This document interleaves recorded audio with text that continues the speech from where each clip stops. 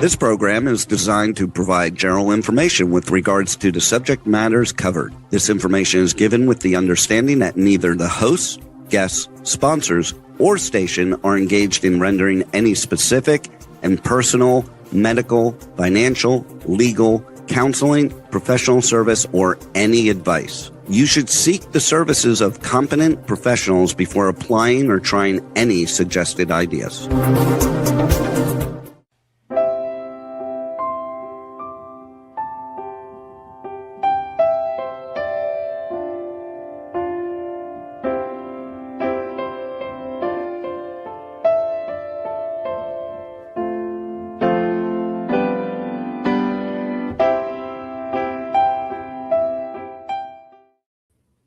Hi, welcome to the Sound of Gold. I'm so happy you're here.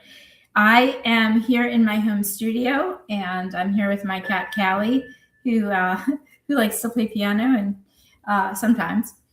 I love to do this show, and I do it for you because I want you to know that there's so much out there in our communities that when it comes to music, it's all around us. And for us musicians, it's kind of like in our veins to always like reach out and seek out music venues or to surround ourselves with music influence, music friends.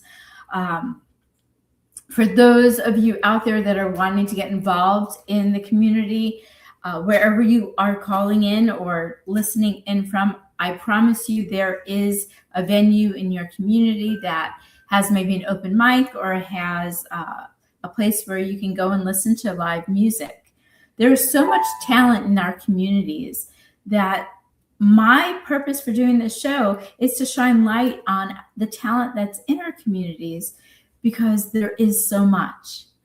And I'm so excited to be here with you today because I not only love to play piano and love to represent my musician, I would say, extended family friends.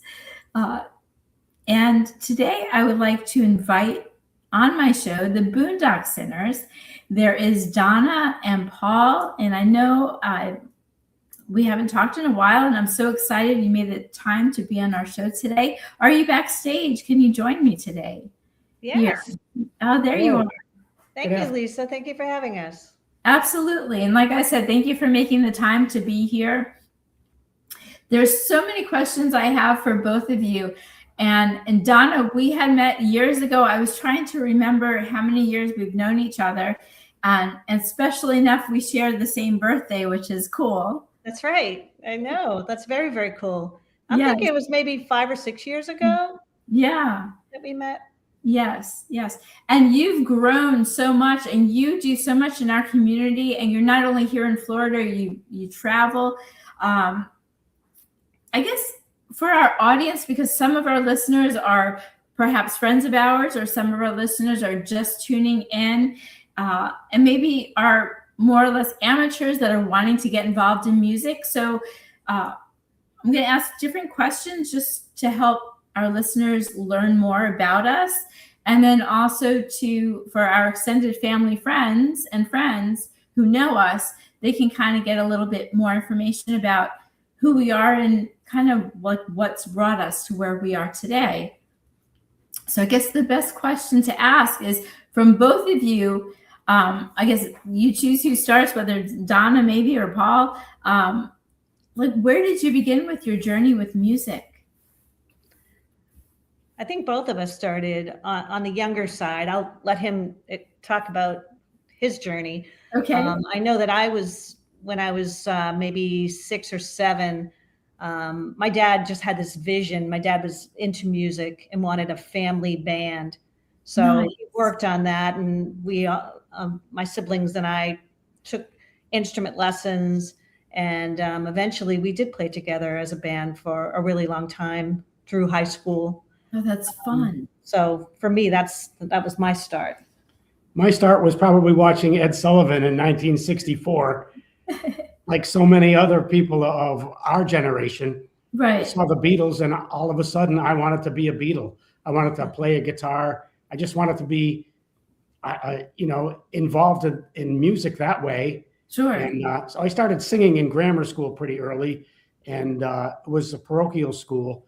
And I ended up doing a lot of singing in grammar school, which I liked, but it still wasn't as fulfilling as being a Beatle. You had a band in high school. Yeah, I had a band in high school, things like that. Yeah. Wonderful. So you were both influenced. Donna, you were influenced by family, and then Paul, you were influenced from television and Ed Sullivan. So both of you had great inspirations to go by and to live by. And I know I've mentioned in previous shows, as a musician, for those that are tuning in that are not musicians, that are wanting to be musicians, it's a passion that we drive by, I would say, or not drive by, but drive on and thrive on. So what, Donna, when you played with your family, what instrument did you play, and did you sing and play an instrument?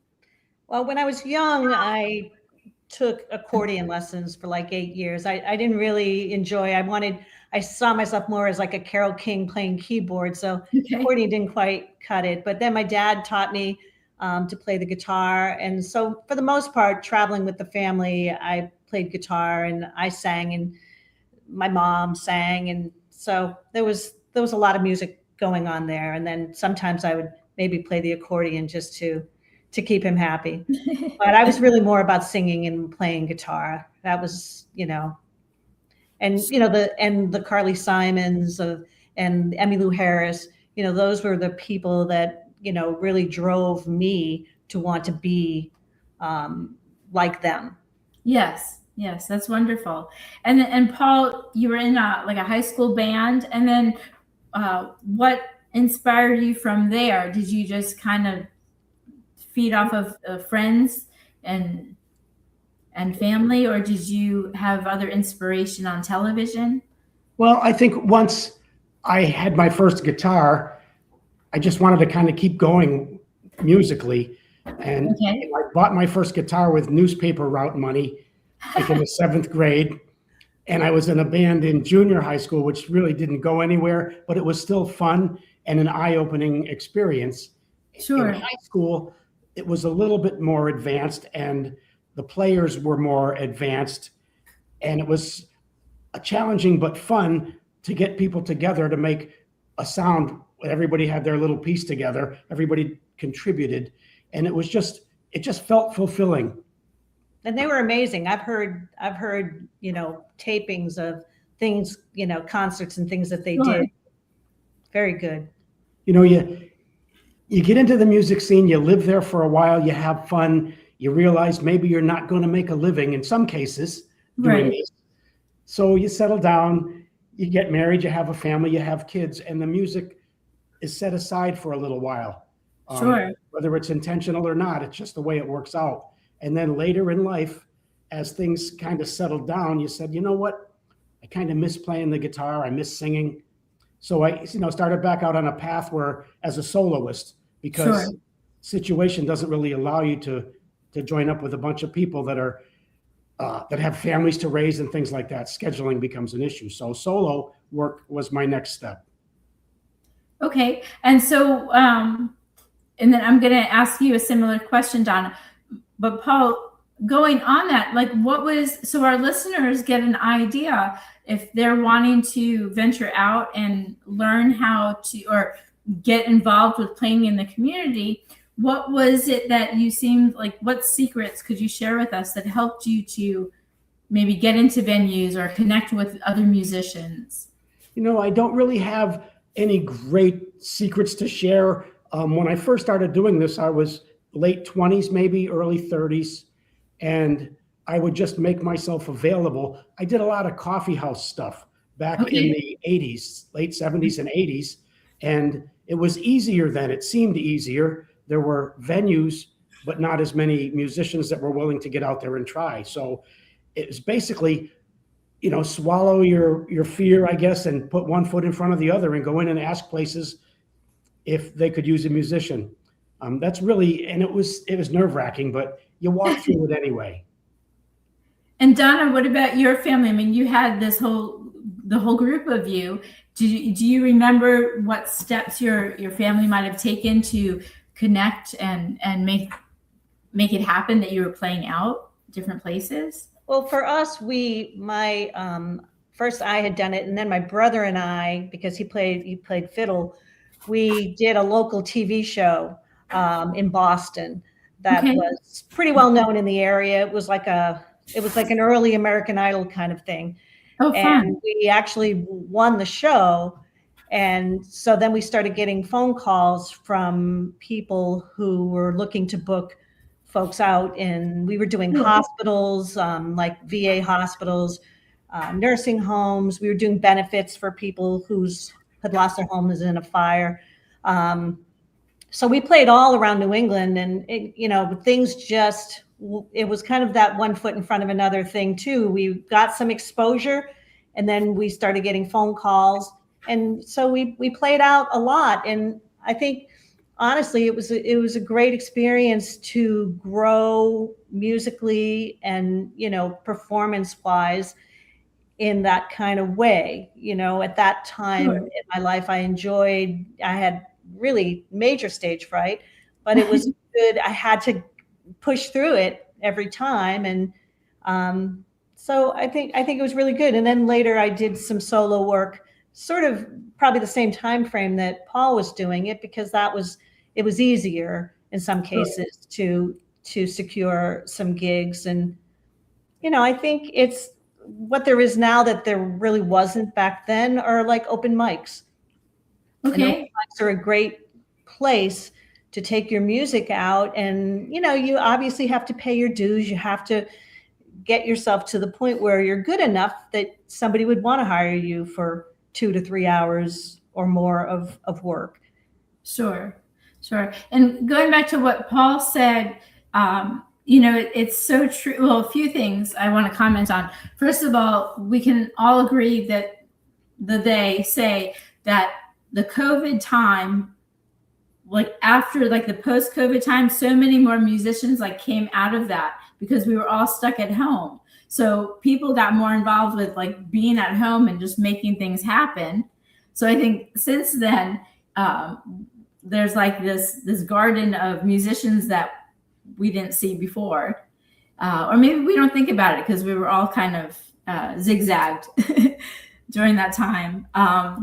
And then I also wanted to mention, it's so true for all of us. Like we all have this evolution of being human and having, families and responsibilities that sometimes our goal for being a musician has to be set aside to really focus on priorities.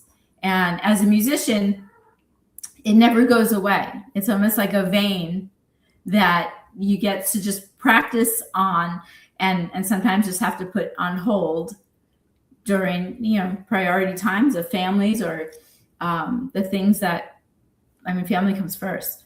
We all know that. But other than that, Donna, I know you, 5-6 years, which we mentioned. And I know, I have so many other questions.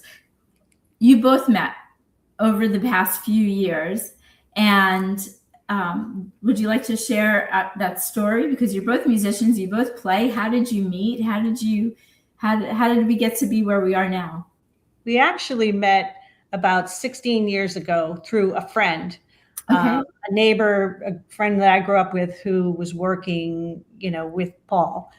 And through that connection, we learned that each of us were musicians, and he was running an open mic in Salem, Mass. You can tell about that. Was, for 14 years, he was running an open mic in Salem, Massachusetts. And on one of those open mic nights, our mutual friend, Donna, was visiting from Florida to New England, and our mutual friend brought her over to the open mic that I was hosting.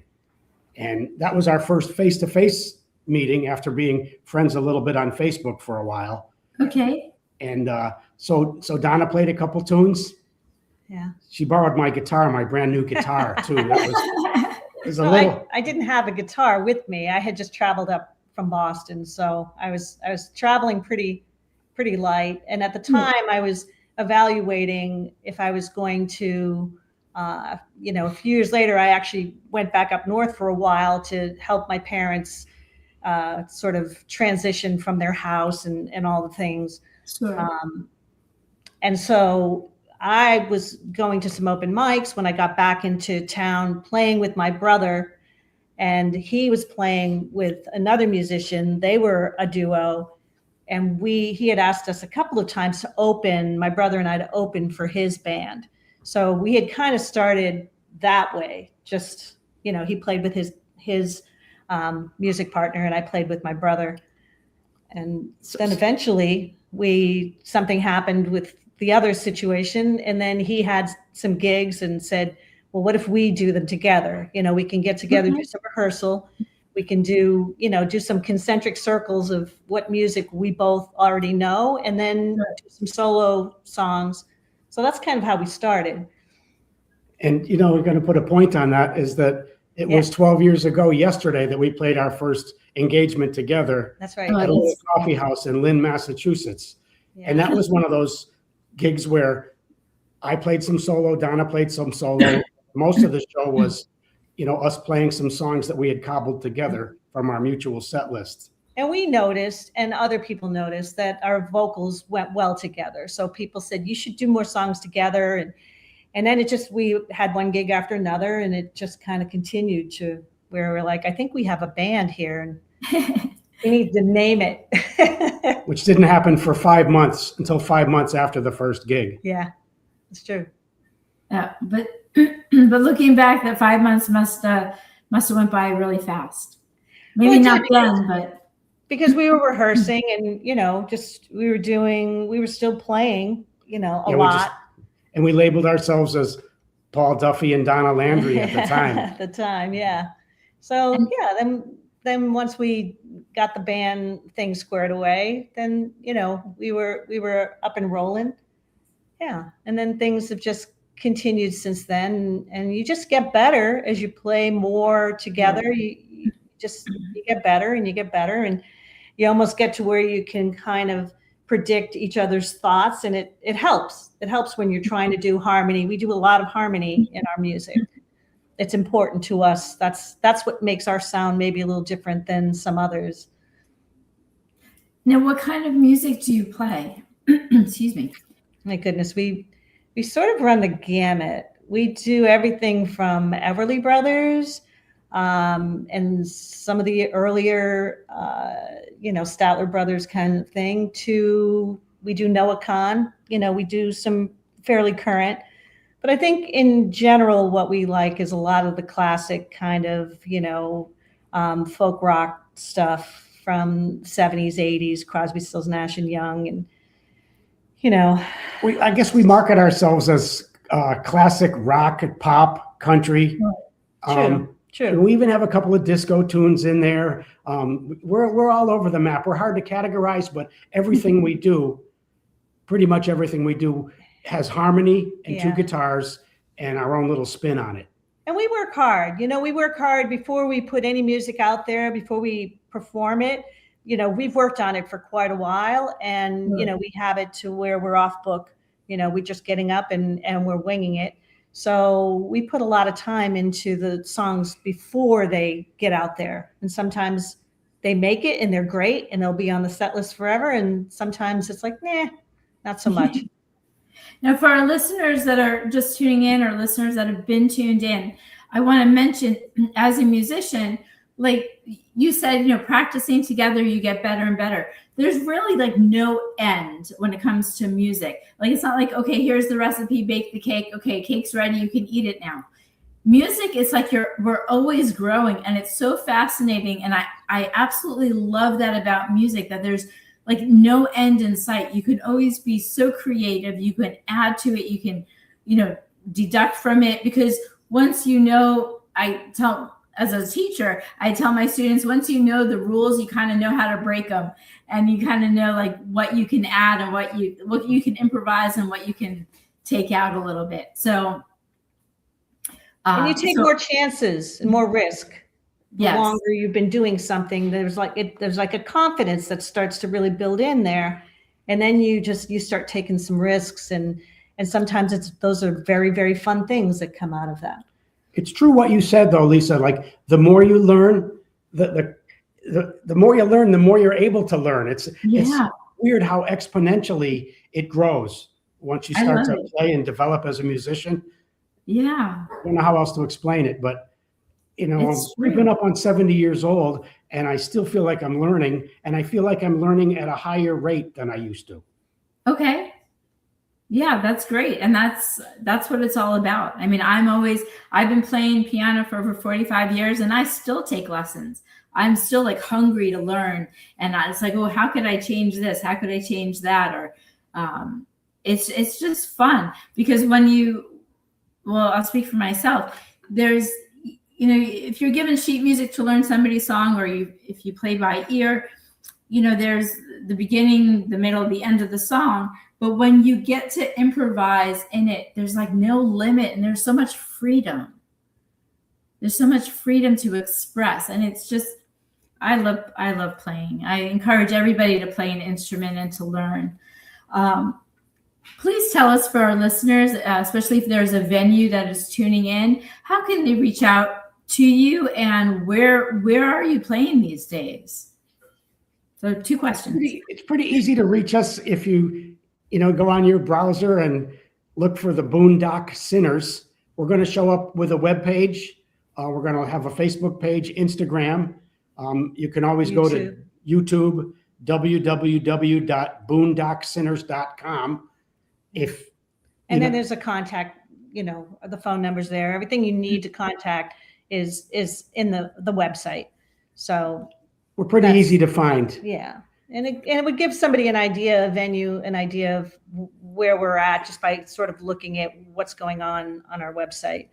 We have some video there. And of late, we are monthly playing at the Gardens Green Market in Palm Beach Gardens. It's a Sunday gig. It's 4 hours in the morning, and it's a bit of a challenge. 9 to 1. 9 to 1. We love it. We do. Nice. And we are now residencing at Harry and the Natives in Hobe Sound. We're there one Friday a month. And they've also booked us for a breakfast gig.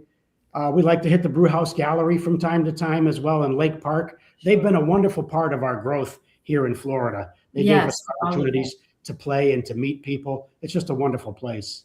And then in the summer months, now it's to 2 months in the summer, we book ourselves straight out in New England. So we do everything from the Maine Lobster Festival and other fairs, and there's a farm that we play. There are all these places, and we book up pretty solidly for 2 months.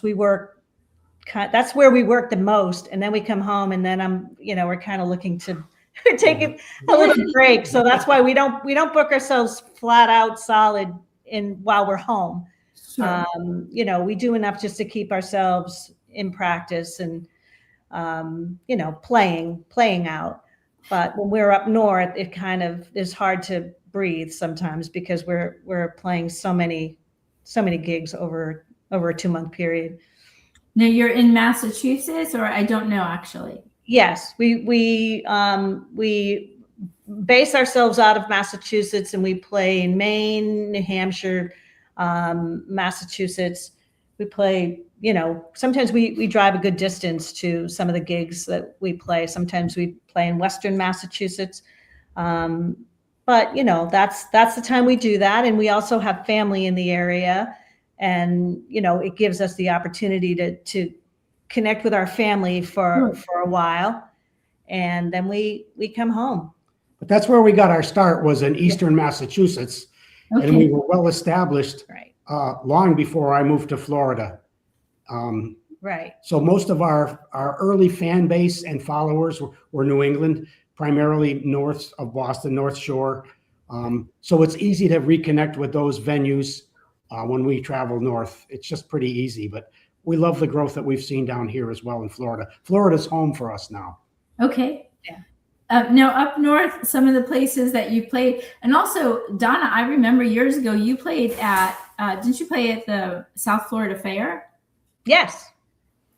Actually, we played the fair a couple of years ago. Yeah. But earlier on, I did some some fair work with MJ. Okay. So what were your ways, or for our listeners, of making connections to make that happen? Or did you just pick up the phone and say, we want to play there? I mean, was it that simple? You know what? In 1975, that was how you had to do it. You had to pick up the phone, or you had to go to a venue and meet somebody face to face. And it's a little easier to make the connections now because of the internet and email. And you can, and Facebook and all these things, you can get messages to people. But I still think person-to-person contact is your strongest, gives you the strongest chance to make a connection to play somewhere. And some cases it's word of mouth for us, or somebody who knows somebody that can introduce you to a venue, or somebody that books for a venue. Okay. Right. And Paul has kind of taken that role, for the most part with the duo, so that we're not both at cross purposes. He's generally the person who connects. But up north, it was certainly easier because we already had established all those inroads. And now, sometimes people are wondering when we're going to be back, and so that we can book into some of the places. Sure. Now, Paul, you had mentioned earlier, and it's also, I will also say, I'm sorry, did I cut you off, Donna? No. You had mentioned earlier about, people have this vision of playing full time and making it a full time career. However, for most of us, it's not that case. For most of us, again, I'm going to focus on me. It's a get to, and it's not about the money. It's about sharing my passion to play with my audience and to have them enjoy the music. However, the pay is not necessarily, your consistent income. However, you do have some things lined up where it is more consistent. Not everybody has that. I'm kind of asking in a roundabout question to share with the audience that wants to get into this. And I'm telling them in a certain way, like you said, it's, you can't go into this thinking it's going to be your income to start off with right away. We have the benefit of being retired. So, we're able to do this as our full-time thing. But I certainly think, I can't really speak for you over time, but at a couple of different points in my life, I had thought I had decided to ditch the day job and just try to make it with music. And I found that changed the whole vibe of everything I was doing, because now I needed to make X amount of money to pay my bills. Right. And then it became, I would use the term work as opposed to play and enjoy. And both of the times that I did that in my life, I ended up getting fairly burnt out, and then just, went back to doing the day job, and then eventually kind of got back into doing the music. I don't know if you ever even tried that, or you were smarter than that.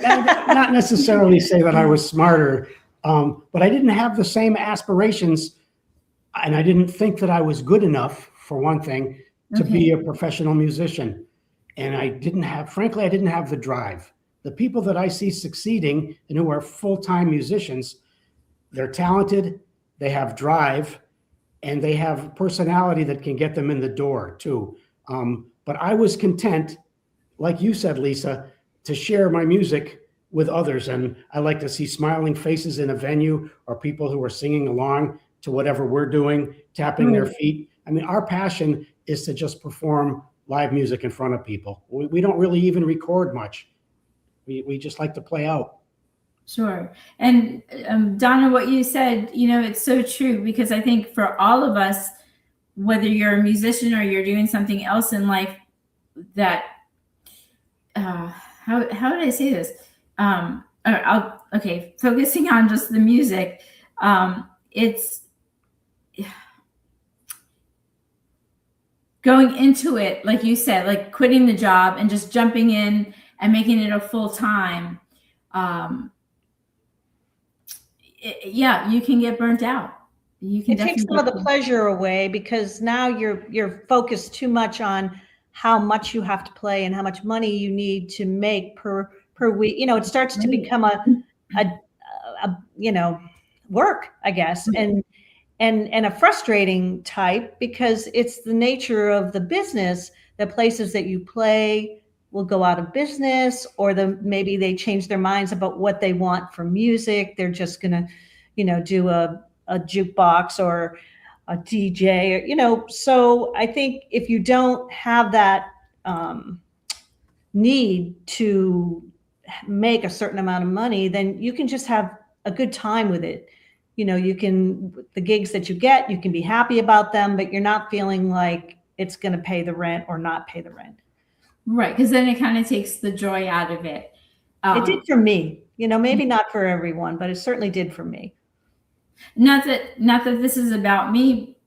However, I want to remark on what you're saying. I don't know if you know, but some of my friends know, I'm also a hairdresser. So for many years, I was teaching, playing, doing the hairdresser.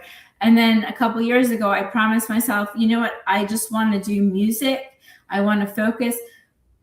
However, I knew that I didn't have to wonder if I was going to, if I was going to get that gig or not get that gig or have that other income, because I had kind of like a waiting list of students that wanted to sign up. And I'm making that a mention because for listeners out there that just want to jump in, quit their job and do music, it's really healthy to line yourself up with knowing what you've got coming in, because all of us, we have to go to the grocery store to get food. We've got to put gas in our car. We have to pay the rent or pay the mortgage.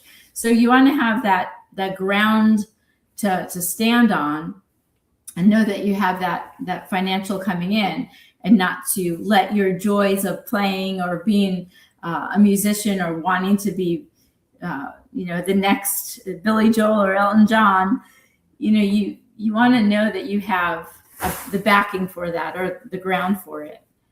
So like you said, just making a point, because I agree with you. It can become, anything we love to do can become a burden if we depend on it for life survival. It's true. I'll have to say that I've never enjoyed playing music more than I do now. We have this thing, it's been going 12 years.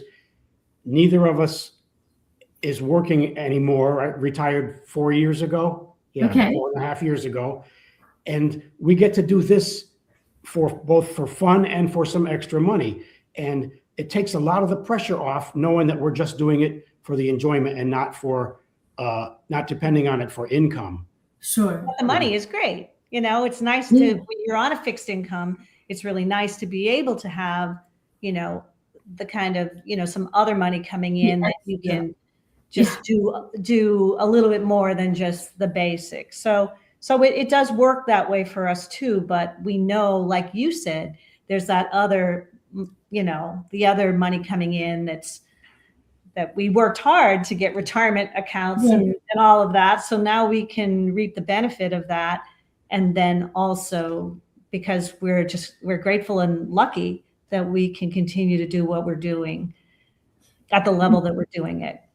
And when you were working, you were still playing. However, probably, am I guessing not as much, but sure, because you have to live life, right?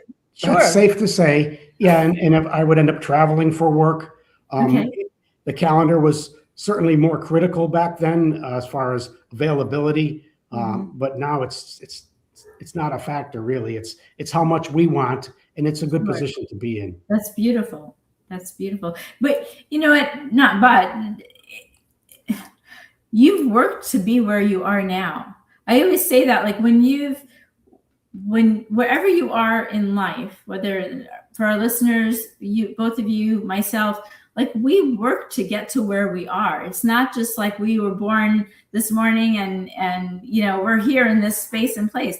Like it's taken work to get here, and even practicing. I always mention to the audience is that being a musician, it's not like taking out the trash, but it's practice. You have to put in the time, you have to put in the energy, you have to put in the dedication and the focus to be disciplined, to practice, to get better, to learn more, to share more. And it has to be ongoing, because even once you've gotten to a certain level, you can start to lose it if you're not, keeping up and practicing, even with some of the things you've already done. We have a few guitars on the wall back here. And every day he'll pick up one of the guitars and he'll just run through some instrumental things. And, sometimes we'll work on it together, but sometimes he needs the time to work on the fills and all the things that he has to do to make a song work. And I know how dedicated he is. I watch him. So, it's definitely, if you want to become a good player and you want to stay there, it's that commitment. Yes. And if you love doing it, then it doesn't feel as much like a commitment. It just feels like you're doing something you love, and it's pretty awesome. And the more you do it, like we said earlier, the more you do it, the more attached, at least I feel it this way, the more attached I am, the more I want to grow, the more I want to learn, because I find I end up surprising myself at what I can play, because we're playing an instrument. I mean, without us physically touching the instrument does nothing. So it's like we are the magicians and the musicians that bring the instrument alive. So it's all about the energy you put into it. Sometimes it's awesome to just hear what comes of your music. Or, for us, it's like sometimes we'll do songs and we'll get goosebumps because we're so amazed at how well it's coming out. And, sure. and it's fun for us too, for that to happen. No, where did you come up with the name Boondock Sinners? Well, when we decided that the band had enough legs that we were going to keep continuing to play engagements together, we decided we needed a name. So we yanked together a list of about 80 names on a piece of paper, and then just kept checking them off one by one. Said, oh, somebody's already got that. Somebody's already got this. That name, you can tell the meaning of the name. You came up with that name. So it was a takeoff on a Boston crime movie called The Boondock Saints. Oh, wow. From the mid-'80s. The mid-'80s with Willem Dafoe. And regionally in New England, it played well. So I said, if we're not going to be Saints, we can be the Boondock Sinners. So that was early on the list, but it was the last one to stay on the list after we crossed them all off. And the other thing was that nobody else had boondocksinners.com as a domain name, as a web name. So that kind of said something right there. We were trying to be aware, because there are other people, even if you don't know who they are, there are other bands that may have the same name. And so we kind of wanted to make sure there wasn't a lot of the same name out there, just trying to do our due diligence. But it was definitely his idea. And it was after a takeoff on the Boston crime-based movie in the mid-'80s called The Boondock Saints. So she puts up with a lot of my ideas. I can just say that. That's great. That's great. I love it. So please share with our audience again, how does someone reach out to connect with you or even to listen to your music? Probably just looking at our website, boondocksinners.com. And we have everything attached to that. So there's all the information you need on the website. And then also there are buttons that'll take you off to our Facebook page or our Instagram, YouTube, all from the homepage. And once you're connected, then, Paul's very good at putting events out there on Facebook. And our website is always up to date on whatever the gig list is at the moment. Usually in very short order, if we have an addition to it, I have it on the website. So between those, Here's a recommendation. If you're not a solo musician and you're working with others, try to split the workload.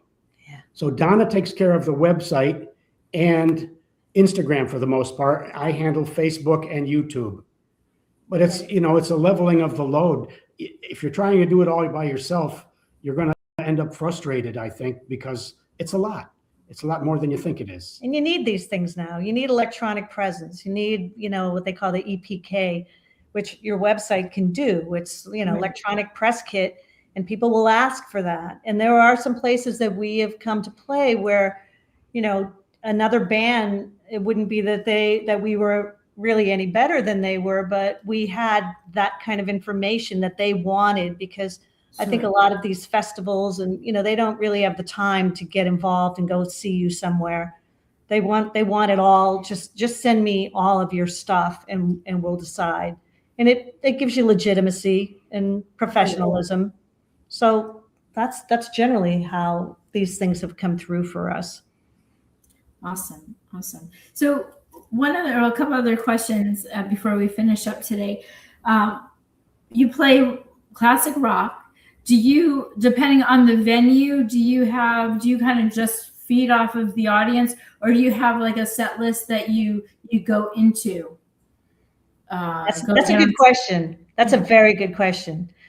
And we have a set list. We have like over 4 hours of music that we could do at any given point.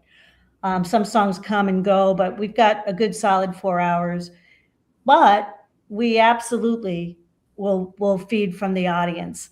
We start to get a sense of the songs they're responding to, and then we automatically just kind of seem to know that. We look at each other and say, all right, let's keep doing those. So if they're liking all the old Simon and Garfunkel and, Crosby, Stills and Nash, and, then we will continue to do those. So we are fortunate enough that we have enough music that we could continue in a vein that people seem to be enjoying. And if it's like a crowd that really likes country, then we'll start focusing all of those songs.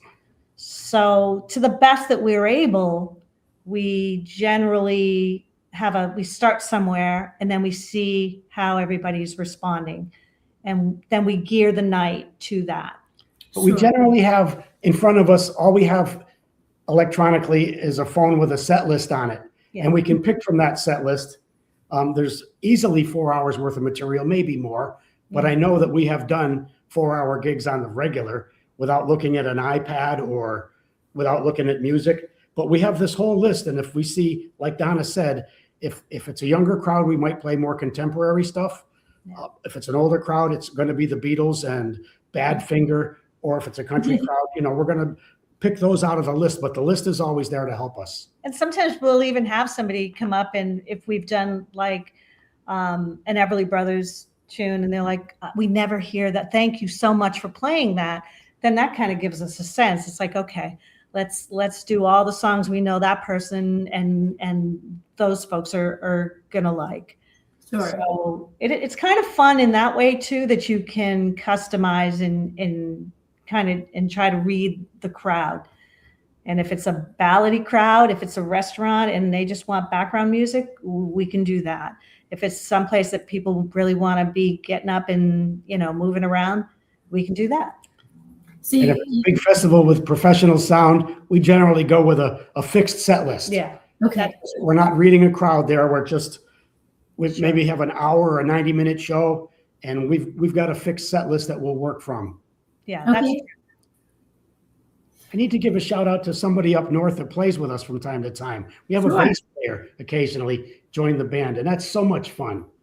His name is Peter Caravo. He's a singer-songwriter out of Maine. He's an award-winning songwriter. And I think he likes to change it up every now and then and play bass with us. Well, he was in his high school band. He was a bass player. It's a really great band. He was the bass player. So we sort of reconnected with him in 2021 or so. And he's been playing with us like at our northern venues. And that's been a lot of fun too. So if you go shout out to Peter Caravo. He's fabulous.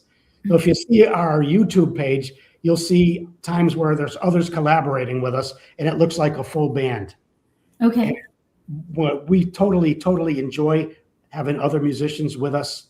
The Boondock Sinners basically is us. Are the duo. Yeah, because we need to be able to not rely on others, because it's not like people can always make whatever gigs that we choose.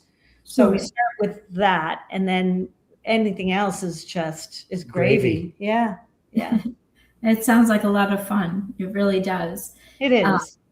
Now, when you're practicing, just the two of you, do you have favorites okay, I'll ask it the long way. When I sit down and I practice certain things, but every now and again, I just want to pull out old stuff and just play and just like kind of escape life.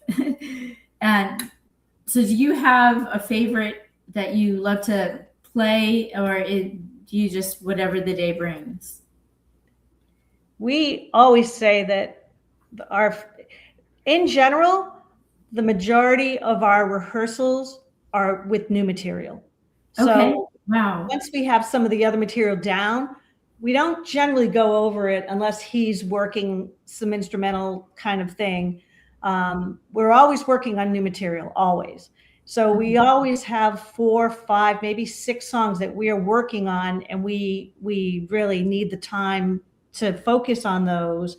And then usually a few of them rise to the top, and then we're able to really pull those off. And but that's always kind of what we're rehearsing, is the new things that we're working on. Or on occasion, if there are a few songs on the list that haven't been played for a while, for whatever reason, they haven't been played in a few 3-4 months, then like even today we did that. Yeah, we went just back. you refresh them a little bit. I said, let's go back and look at those again, because we haven't played them in maybe 3-4 months. And, you know, if somebody were to ask for those songs, or if we happen to need them because maybe the audience was that type that those were songs we knew they would like. So sometimes we have to go back to the older things and play them. But the majority of the time, we're working on new material. On new material. When somebody asks us what our favorite song is, we tell them whatever it is we're working on now. That's really how that is. It becomes literally our favorite thing, our favorite song for a while, until something else. And how often do you practice? I mean, we understand you're at the phase where you're retired, and so you get to kind of make your own schedule. However, you know, we don't, for our listeners, a lot of us don't know what it takes as far as practice, how much.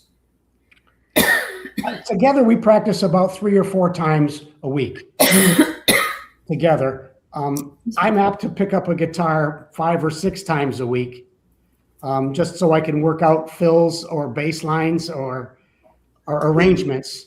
Right. Yeah. But we always have time together to work on new material together, probably 3 or 4 times a week. Sometimes it's a half an hour. Sometimes it's 3 hours. It depends upon what we might have going on. Sure. Right. And it's nice that because we have guitars just available and we're living together, you know, we're together. It's like, you can just pick up a guitar. There's no having to schedule. Like if band members don't live together, you have to sort of schedule with them. When can we get together? When can we do a rehearsal? So we have the advantage that sometimes maybe we'll only rehearse for 10 minutes. We'll just run through a song or two because we have a busy day. And then other times it's like, all right, let's seriously hit all these songs that we're trying to get from this place to our list. Stage ready, yeah. Nice. So we even, you know, we're the people that are, even when we're driving somewhere, we have a list on Spotify, and it's called, you know, the songs we're working on. And we do a pool workout in the morning. We drive different places. We have that list on loop.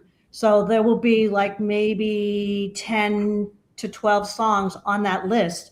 Okay. And we're listening to them just so when we're not playing guitar, we can really get some phrasing and get some of the subtleties. Like sometimes we'll be listening when we're in the pool and we say, oh, did you hear?